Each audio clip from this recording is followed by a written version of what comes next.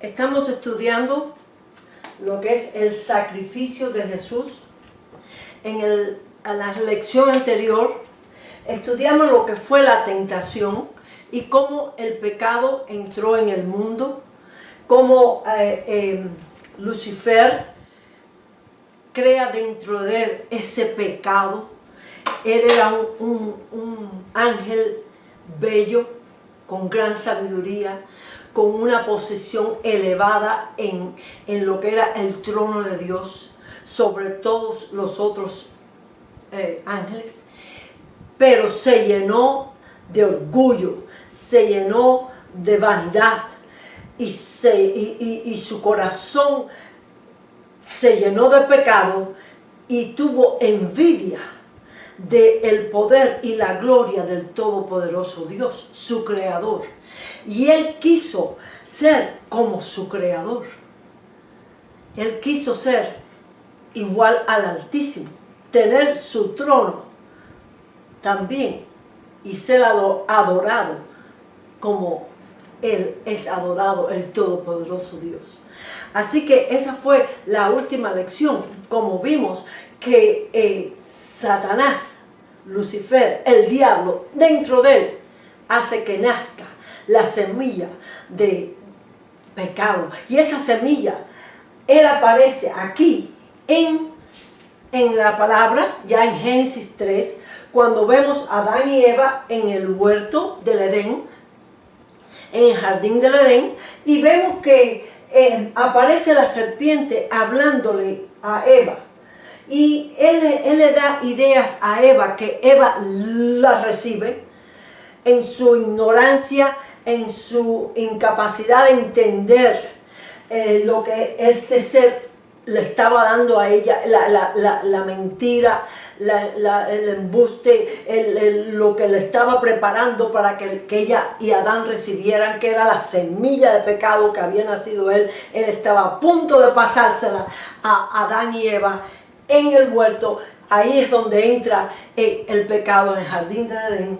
Y él habla a ella. Ella es convencida por la mentira de Satanás. Ella toma de la fruta prohibida y ella come y se la da a Adán, el cual también come de ella. En el momento que ellos reciben esa semilla de pecado y ellos desobedecen al Todopoderoso Dios, que le había advertido, le había dado solamente un mandamiento, y ese mandamiento era que no podían comer de este árbol, y ellos comen de este árbol.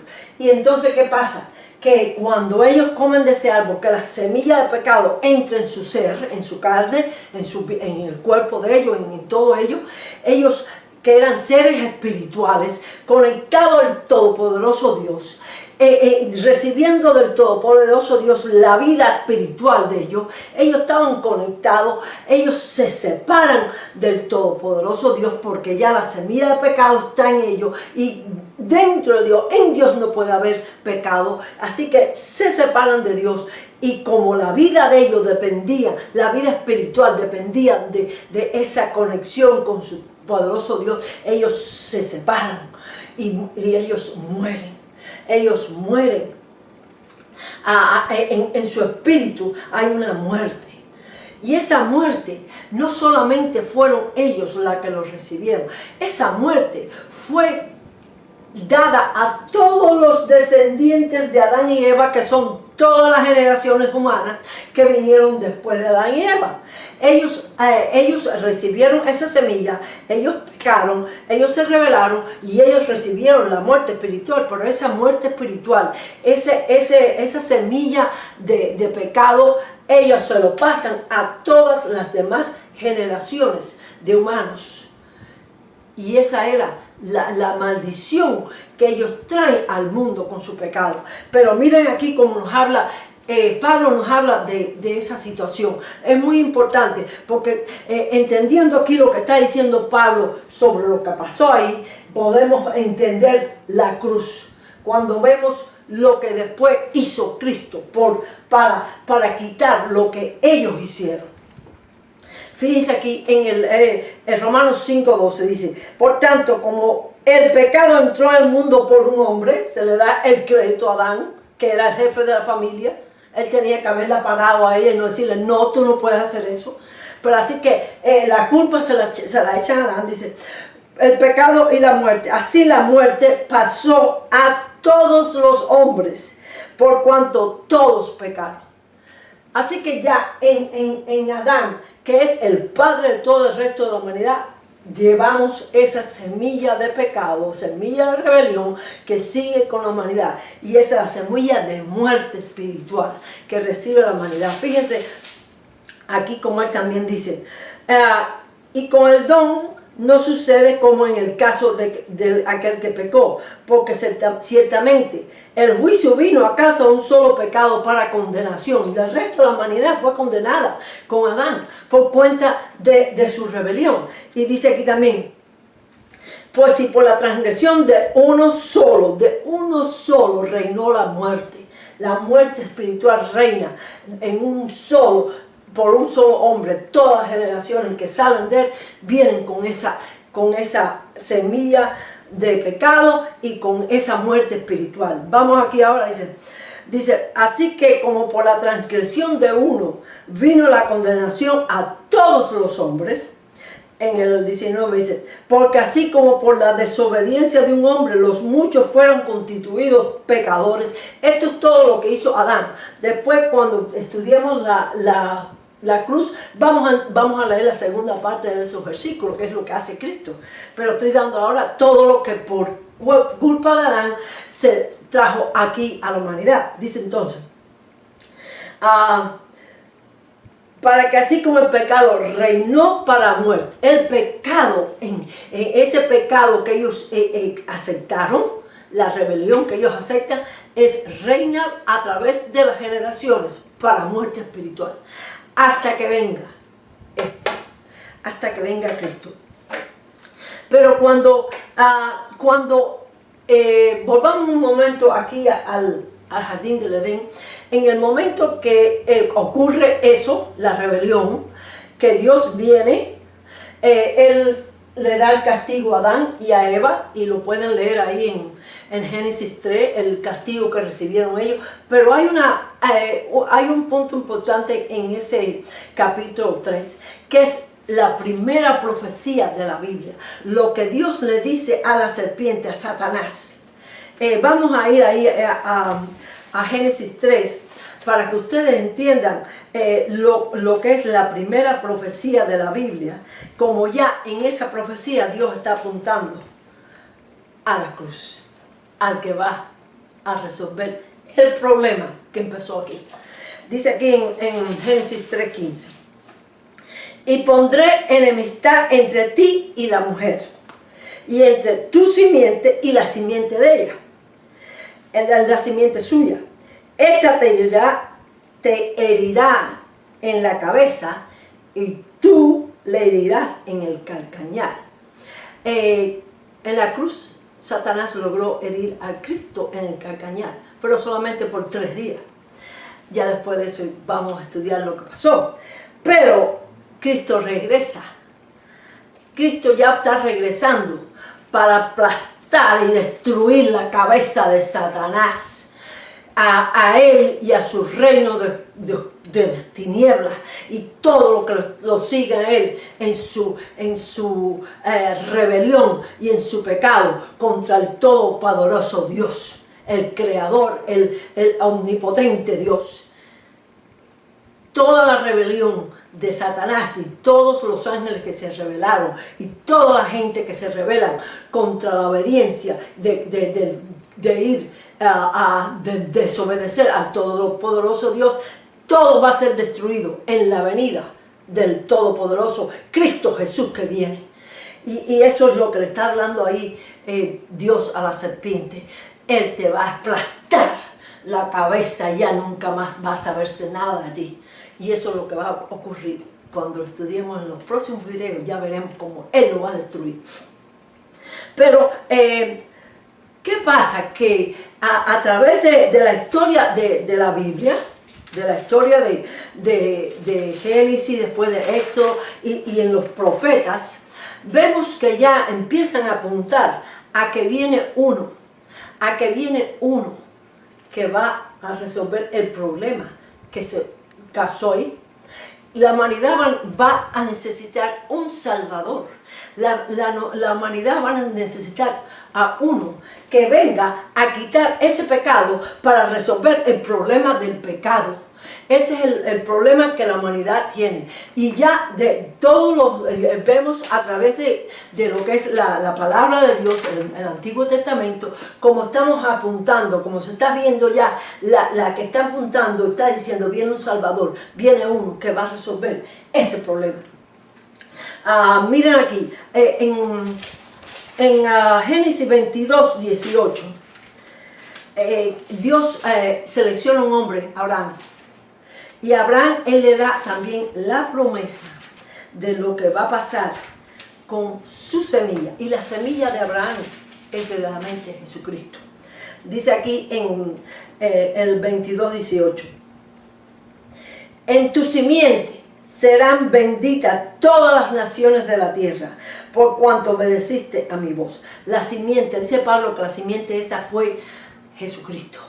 Esa simiente de que Dios le está hablando aquí a Abraham, no es verdaderamente el pueblo de Israel, es la simiente, una sola semilla que es la que viene y será, y a través de esa simiente que es Cristo, la humanidad entera se va a bendecir por lo que Él va a hacer ahí en la cruz. La humanidad entera, es lo que está la promesa de Abraham. Dice aquí, en Lucas 1:32, cuando el ángel Gabriel está hablándole a María, él está hablando de que va a mandarle que el hijo que va a nacer de ella, ese hijo que va a nacer de ella, que es del Espíritu Santo, viene por una línea, que es la línea del rey David. Vamos allá a meternos en esa parte de la línea del rey David un momento. Dice aquí en Lucas 1:32.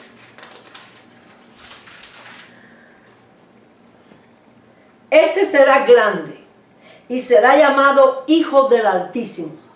Este se está diciendo que Cristo es el Hijo de Dios. Y el Señor Dios le dará el trono de David, su padre. La herencia de David. David era un rey del pueblo de Israel, al cual Dios le da la promesa de que de él va a surgir un eterno rey.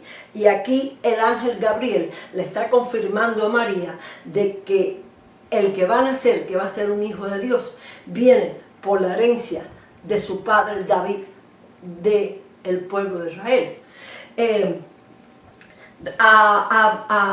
A José, el ángel también le dio otra promesa.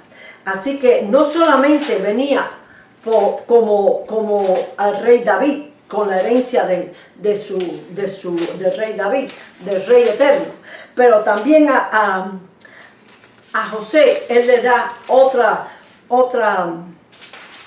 promesa. Dice aquí, cuando él le habla, el ángel Gabriel le habla a José en un sueño y le dice, y dará a luz un hijo, hablando de María, y llamará su nombre Jesús, porque él salvará a su pueblo de sus pecados. Esto ya está apuntando a Cristo como Salvador.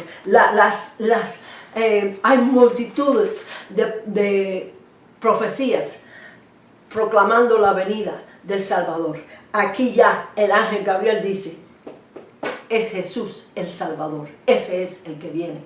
A María le dice, es el Hijo de Dios el Altísimo, y él viene por la línea de David. Así que estas son pronunciamientos del ángel Gabriel muy importantes, porque tienen que ver con todas las profecías que se dieron sobre Jesús en el Antiguo Testamento. Voy a terminar con un anuncio muy lindo de los ángeles. La noche que nace Jesús, los ángeles aparecen, en una multitud de ángeles celebrando el nacimiento de Jesús, aparecen a los pastores. Y este anuncio lo hemos leído mucho en la Biblia y hemos oído de él, pero escuchen lo que dice este anuncio. Dice, que os ha nacido hoy en la ciudad de David un Salvador, que es Cristo el Señor. Cristo quiere decir el Mesías. El Mesías que han estado esperando ustedes ya nació. Y Él es el Salvador del mundo. Y Él nace en la ciudad de su padre David, el rey David, herencia de David. Así que esto es todo teniendo que ver con el pueblo de Israel, un pueblo a quien se le dio las leyes, Dios los separa. Y esto es muy importante entender sobre el pueblo de Israel. Dios separa al pueblo de Israel para que fuera un pueblo santo y separado de todo lo que había en el mundo en esa época. Porque el mundo estaba lleno de gente que seguían religiones paganas, religiones que adoraban a los demonios, al diablo, a todo lo malo, hacían prácticas horribles.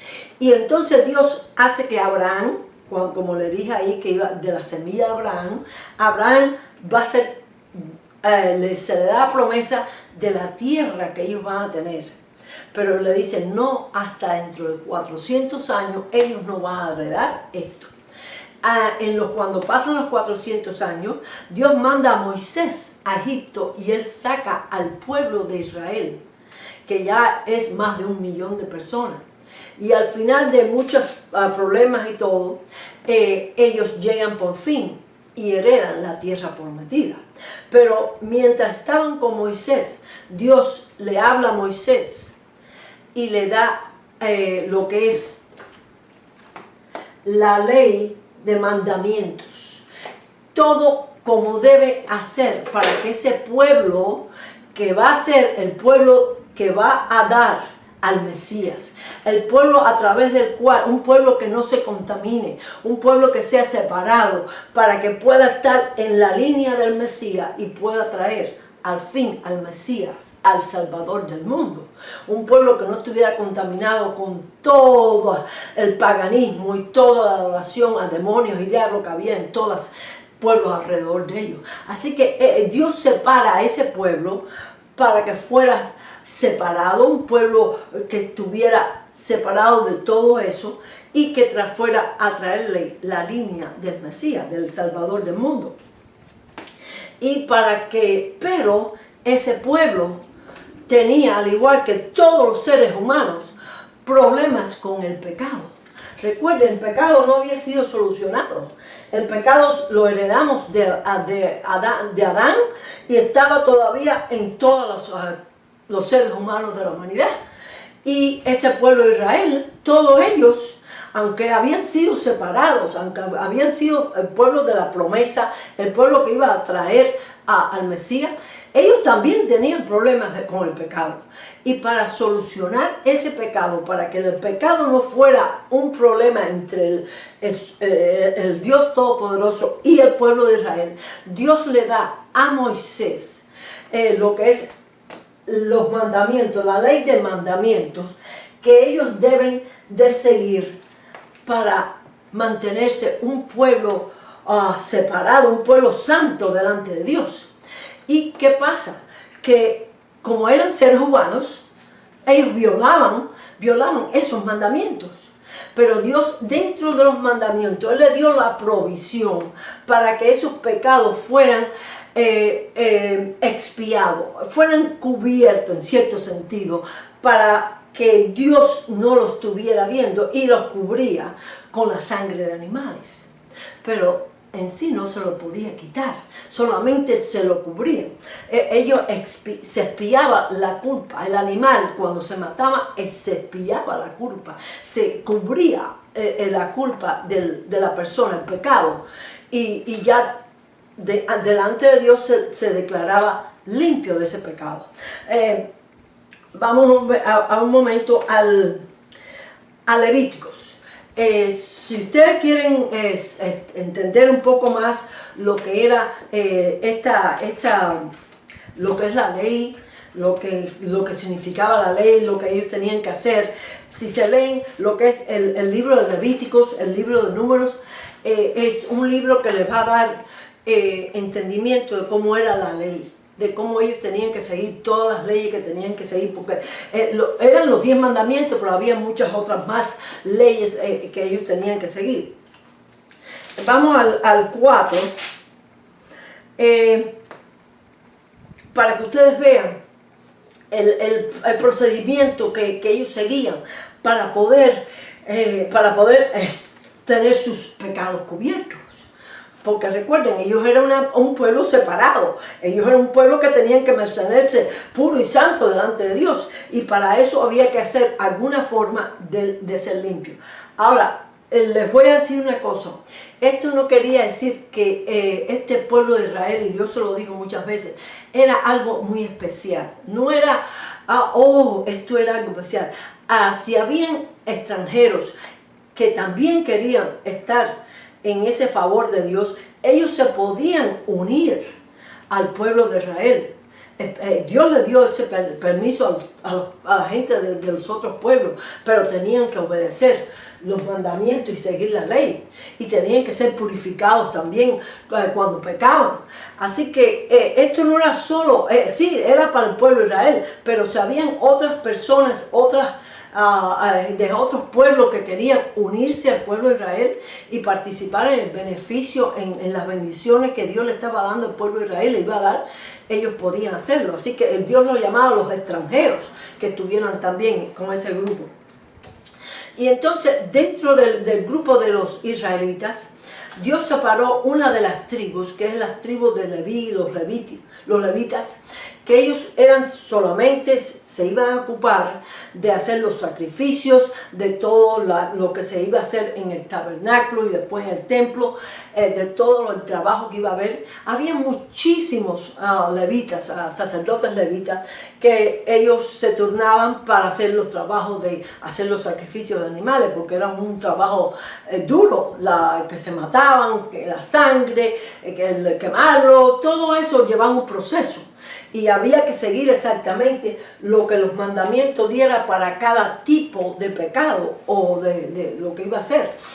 Y había muchos levitas, pero solamente había un solo sumo sacerdote, que les voy a hablar un momento de él. Pero vamos a terminar con esta parte de lo que hacían los levitas. Dice, si alguna persona, estoy leyendo el Levítico 4, dice, si alguna persona del pueblo pecare por hierro, haciendo algo contra alguno de los mandamientos de Jehová, es cosa que no se han de hacer y delinquir. Luego que conociere su pecado que cometió, traerá por su ofrenda una cabra. Habían diferentes ofrendas, diferentes animales que se traían según la ofensa. Dice, y pondrá su mano sobre la cabeza de la ofrenda de expiación y la degollará en el lugar del holocausto, que siempre era donde estaba ahí donde se hacía, se quemaba y se botaba sangre, en el altar de bronce allí.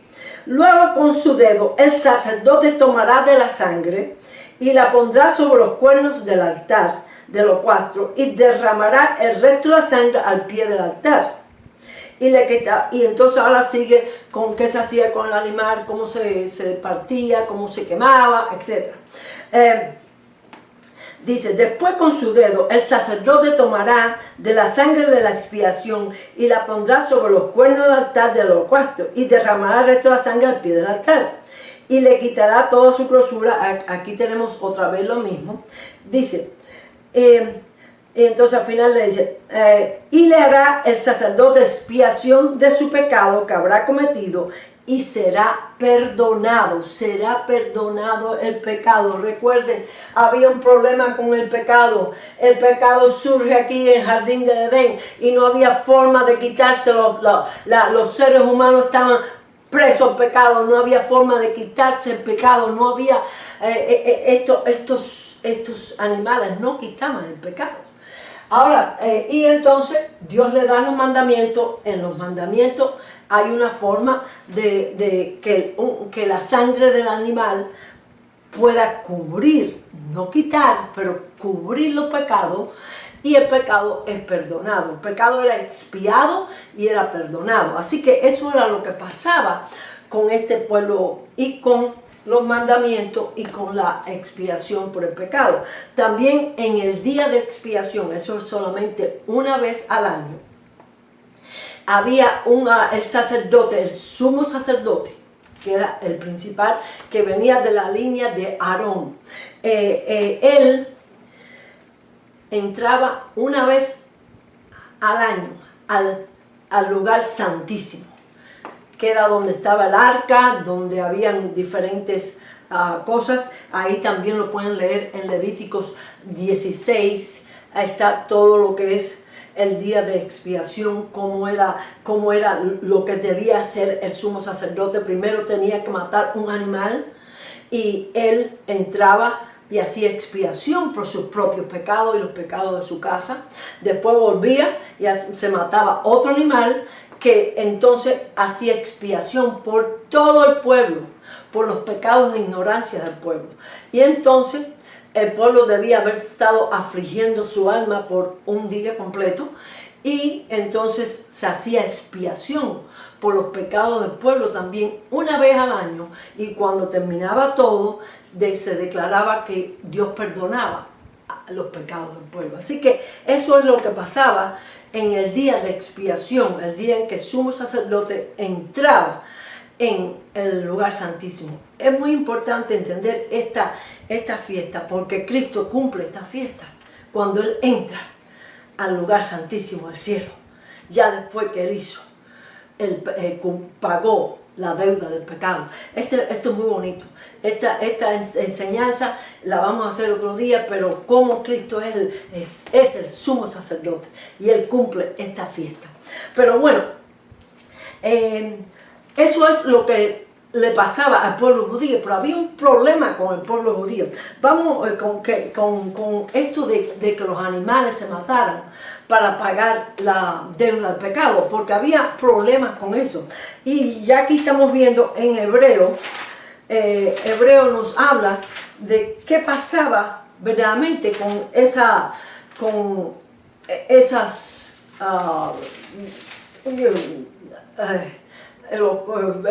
sacrificios que se hacían todos los años, y otra vez y otra vez y otra vez. Dice aquí en Hebreos 9:9, dice: lo cual es símbolo para el tiempo presente, según el cual se presentan ofrendas y sacrificios que no pueden hacer perfecto en cuanto a la conciencia al que practica ese culto. Acuérdense que esa sangre solamente cubría. Esa sangre no tenía capacidad de limpiar a la persona por dentro. La conciencia, ese espíritu que estaba muerto no lo podía cambiar. La parte del espíritu no lo podía cambiar. La separación de Dios, esos animales no podían cambiarlo. Dice aquí en Hebreo 4, porque la sangre de los toros y los machos cabríos no pueden quitar los pecados. No se quitaban, solamente se cubrían y eran entonces perdonados. Esto es importante. La ley no quitaba el pecado. Tenía que venir otro, el Salvador, que venía a ser el último, que iba a hacer el limpiar para siempre el pecado y acabar con ese problema. Entonces, vamos a ver aquí en lo que dice Pablo a los Gálatas. Dice aquí en 3:11: y que por la ley, escuchen esto, y que por la ley ninguno se justifica para con Dios. Es evidente, porque el justo por la fe vivirá. No por la ley, sino por la fe. Por la fe de que allá viene, por la fe de Cristo. Es por la que vamos a tener el perdón de pecado, porque los animales no quitaban el pecado, solamente lo cubría. Pero ya Dios, acuérdense que yo estaba hablando de los profetas en el último, aquí en el profeta Ezequiel, dice algo muy lindo. Dios también el profeta Ezequiel en el 36 sobre ese problema y cómo él iba a solucionar ese problema del corazón del hombre, de ese espíritu que no se cambiaba, de ese espíritu que seguía muerto. Él iba a solucionar ese problema y él lo dice aquí en el 36-26: os daré corazón nuevo y pondré espíritu nuevo dentro de vosotros y quitaré de vuestra carne el corazón de piedra y os daré un corazón de carne y pondré dentro de vosotros mi espíritu. Señores, cuando Cristo viene, Él nos va a dar su espíritu. Y eso vamos a estudiarlo próximamente. Como Cristo viene a darnos su espíritu. Y es ese espíritu el que nos vuelve a traer al punto que se perdió. Y nos vuelve a reconciliar con Dios en esa separación que hubo al principio. Cristo nos reconcilia con Dios otra vez y podemos entonces tener ese Espíritu de Dios entre nosotros. Miren aquí lo que dice Jeremías. Jeremías habla ya Jeremías nos habla, Dios habla a través de Jeremías sobre el nuevo pacto, un nuevo pacto que nos va a dar Cristo. Y dice aquí en Jeremías, pero este es el pacto que haré con la casa de Israel. Esto es con la casa de Israel, con todas sus leyes. Dice, después de aquellos días, dice Jehová, daré mi ley en su mente, ya no más en tablas.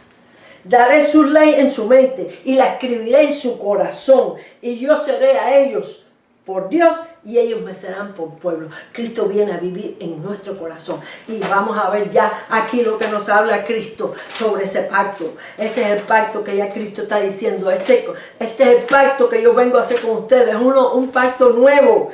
Es un pacto nuevo, señores. Es el pacto de la sangre de Cristo que ya viene.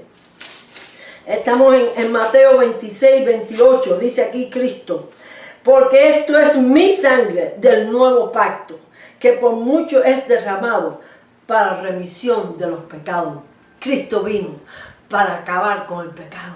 Y eso es lo próximo que vamos a estudiar. ¿Qué pasó en la cruz? ¿A qué vino Jesús? Gracias.